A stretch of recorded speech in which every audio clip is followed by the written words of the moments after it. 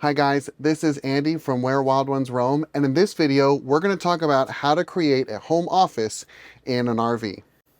Now we're going to do this video in kind of two different steps. The first one, I'm going to give you kind of my top 5 things to think about when setting up your workspace.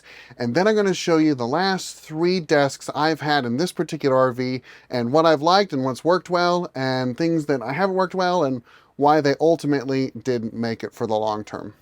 So the first tip I have is creating a designated space. Now this is pretty consistent with working from home in general, but I think it's really important to have a designated space where you're going to go to work and then someplace you can leave and not necessarily go back to if you can avoid it, so you're not always feeling like you need to work or it's right there. The second, and this one was really important for me, is having a place that I'm comfortable working in.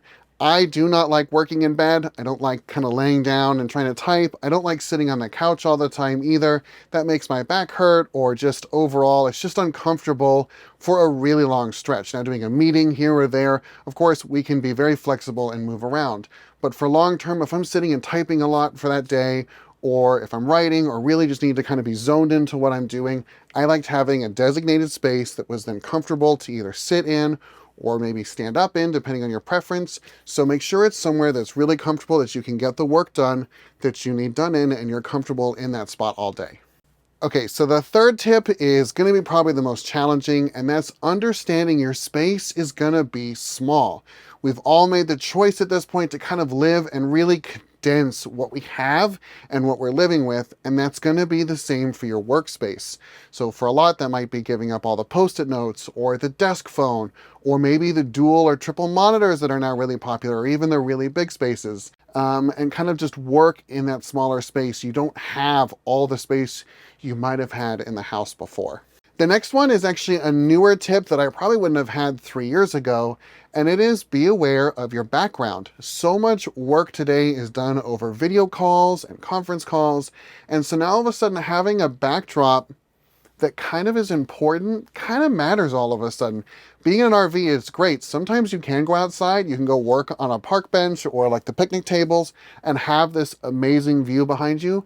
But a lot of times on rainy days or just in general, you don't feel like going outside, it might be really important to be aware of what's behind you. Sometimes having a really bright window can make the camera not do so well, or having kids running around in the background might not be great. So just be aware of what your backdrop might be, and that might make an important kind of decision of where your desk could go to.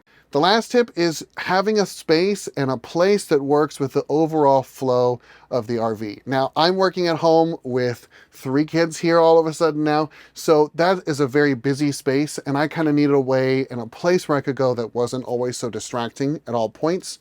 Now, not everybody has all that traffic, so if it's just a couple or your kids are older and you don't have a whole bunch of traffic going back and forth, maybe something in the main room where you're converting the dinette to the desk, maybe that works really well for you, and that can be. But just make sure that your desk isn't like consuming the main area of the space to where it's always in the way or your stuff's getting moved or damaged by just passersby. I kind of liked having somewhere tucked off to the side that was just my space that I could kind of control in that sense.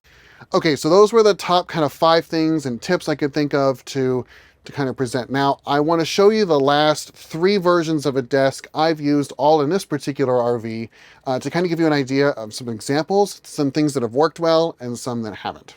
So this was the very first desk we put in this particular RV. Now, quick overview, this is a 2019 Keystone Fusion 424. So we have a side porch off kind of the main living area. We converted the garage area to our bedroom, and we did that mainly because we needed a very flexible space, and we just didn't get that in the front bunk room.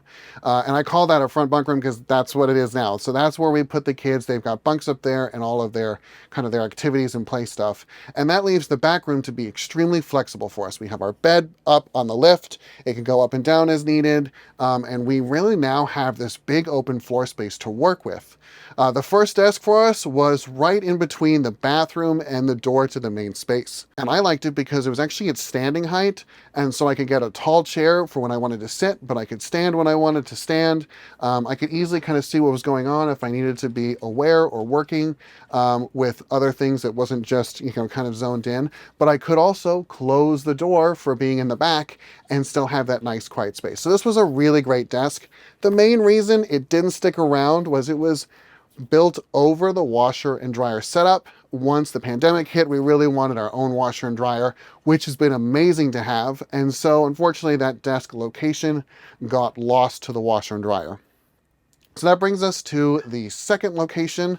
I put the desk, which was right underneath a window. Initially, this is kind of where we had a hanging closet full of clothes. We actually really worked on paring down our clothes. We don't need that much hanging anymore.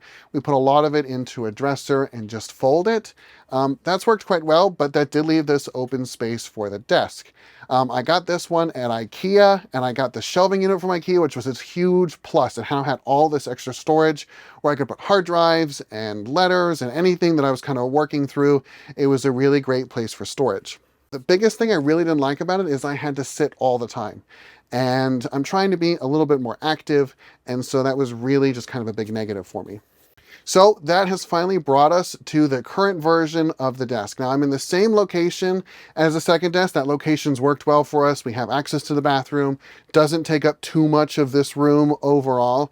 But the new one is on wheels and it's floating kind of, and it's a sit-stand desk. So it's got built-in motors, it can rise, it can fall, it can be at whatever level I need it at.